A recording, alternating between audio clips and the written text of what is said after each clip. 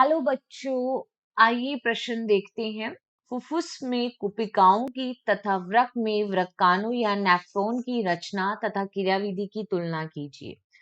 तो देखिए, अगर हम इस प्रश्न की मुख्य अवधारणा के बारे में बात करें तो हम देखते हैं कि फुफ्फुस जो है यह मुख्य श्वसन अंग होते हैं।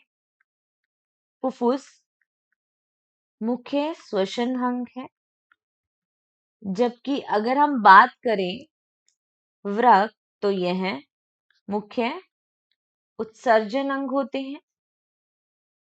उत्सर्जन अंग। फुफ्फुस की इकाई को कुपिका कहा जाता है। फुफ्फुस की इकाई क्या है? कुपिका। और यह कुपिका गैसों के आदान प्रदान की मुख्य ठीक है स्थल है। और वृक्क की इकाई को क्या कहा जाता है? नेफ्रॉन या वृक्क कहा जाता है। ठीक है।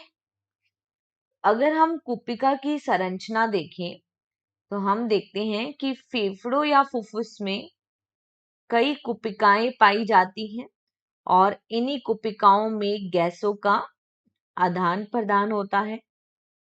ठीक, ये क्या है? किसकी संरचना है? कुपिका की, जो कि बहुत अधिक संख्या में फेफड़ों में पाई जाती है। और ये क्या है? कुपिका गुहा।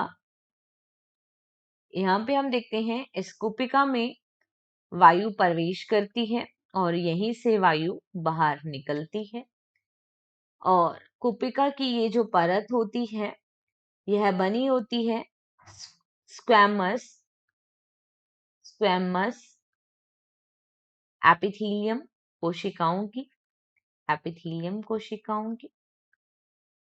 और यहाँ पे हम देखते हैं जो रक्त कैपिलरी होती है।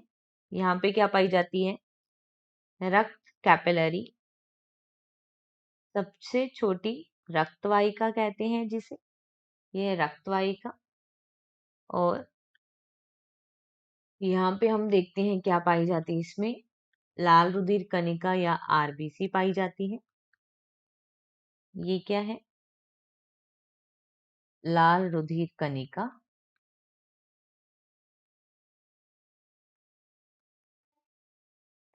और कुपिका और कैपिलरी के मध्य क्या पाए जाते हैं? आधारीय पदार्थ। आधारीय पदार्थ। और ये क्या है? रक्त कैपिलरी। और ये बनी होती है एंडोथेलियम परत की। किसकी बनी है ये? यहाँ पे कौन सी परत पाई जाती है? इसको कहते हैं एंडोथेलियम। और ये कुपिका किसमें सहायक है? यह गैसों के आदान प्रदान में सहायक है। तो इसका मुख्य कार्य क्या है? मुख्य कार्य कुपिका का गैसों के आदान प्रदान में।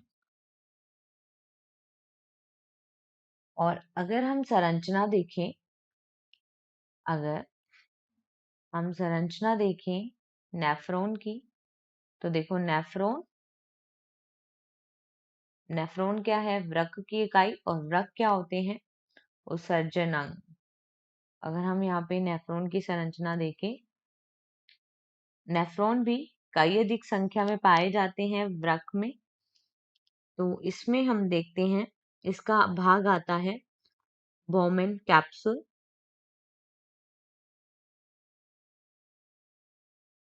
ये गोलाकार यहाँ पे जो गुच्छनुमा संरचना है इसको कहते हैं ग्लोमेरुलस। यहाँ पे जो वाहिका आती है जिसका व्यास अधिक होता है उसे कहते हैं एफेरेंट आर्टरियोल। और डिफरेंट आर्टरियोल का व्यास क्या होता है? कम होता है। तो देखो ये जो है यहाँ पे इसे बोलते हैं एफेरेंट आर्टरियोल। और इसे बोला जाता है इफेरेंट आर्ट्रियोल, जिसका व्यास एफेरेंट की तुलना में कम होता है। ये ग्लोमेरुलस है और इस पूरे भाग को बोलते हैं बॉमेन कैप्सूल। ठीक, यहाँ से हम देखते हैं अन्य नेफ्रॉन के भाग होते हैं जिन्हें हम कहते हैं समीपस्थ नलिका, हैनले लूप व दूरस्थ नलिका। तो देखिए यहाँ पे, और यहाँ पे आती है संग्रहण नलिका। तो ये किसकी संरचना है? यह है नेफ्रॉन की संरचना। तो नेफ्रॉन की संरचना में इसको बोला जाता है समीपस्थ नलिका,